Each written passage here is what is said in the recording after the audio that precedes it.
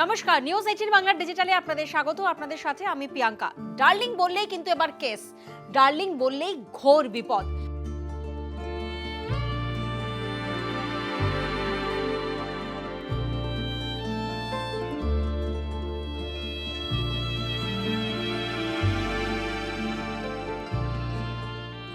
অপরিচিত মহিলাকে ডার্লিং বললেই এবার জেল, ফাঁসবেন যৌন হেনস্থার মামলাতেও। অচেনা কোনো মহিলাকে যদি ডার্লিং বলে সম্বোধন করেন তাহলে কিন্তু ঘোর বিপদ। সোজাসুজি আপনি পড়ে যেতে পারেন আইনি প্যাঁচে।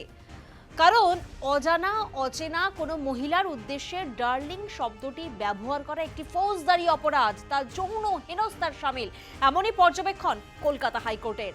আদালত জানিয়েছে ভারতীয় দণ্ডবিধির 354 ধারা অর্থাৎ একজন মহিলার সম্ভ্রম নষ্ট এবং 509 ধারার অধীনে একে একটি ফৌজদারি অপরাধ হিসেবে গণ্য করা হবে।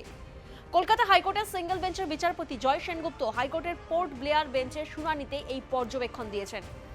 তিনি অভিযুক্ত জনকরামের সাজা বহাল রাখার সিদ্ধান্ত ঘোষণার সময় এই পর্যবেক্ষণ দেন।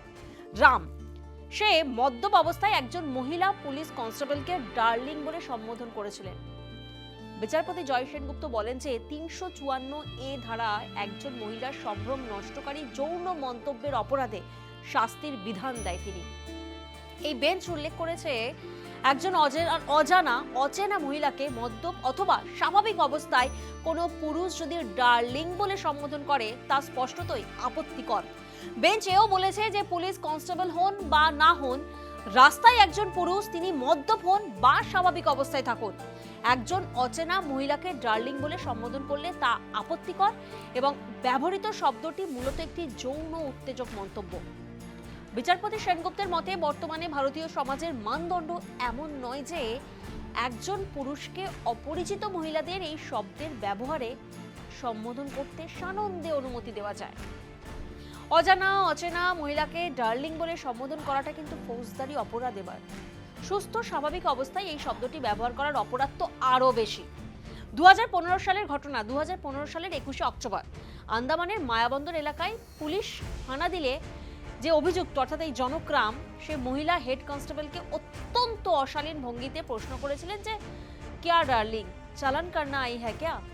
আর এই ঘটনায় 2023 সালের এপ্রিল মাসে এক জুডিশিয়াল ম্যাজিস্ট্রেট ওই বছরই নভেম্বর মাসে এক অতিরিক্ত জেলা জজ জনকরামকে দোষী সাব্যস্ত করে। আর সেই রায়ের বিরুদ্ধেই হাইকোর্টের দ্বারস্থ হয়েছিলেন সেই অভিযুক্ত। তবে কলকাতা হাইকোর্ট তার আগের 1 মাসের সাজা তো বহাল রেখেইছে, বরং সেই সাজা বাড়িয়ে 3 মাসের হাজতবাস করে দিয়েছে। বুঝতেই পাচ্ছেন তাহলে, যত্রতত্র কোনো অচেনা মহিলাকে বা এরকম কোনো পরিস্থিতিতে মদ্যপ বা স্বাভাবিক অবস্থায় থাকুন বা না থাকুন, ডার্লিং শব্দ কিন্তু আর নয়। নিউজ 18 বাংলা ডিজিটাল এখানেই শেষ করছি। বাকি সমস্ত খবরের আপডেটের জন্য আপনারা নজর রাখুন নিউজ 18 বাংলায়।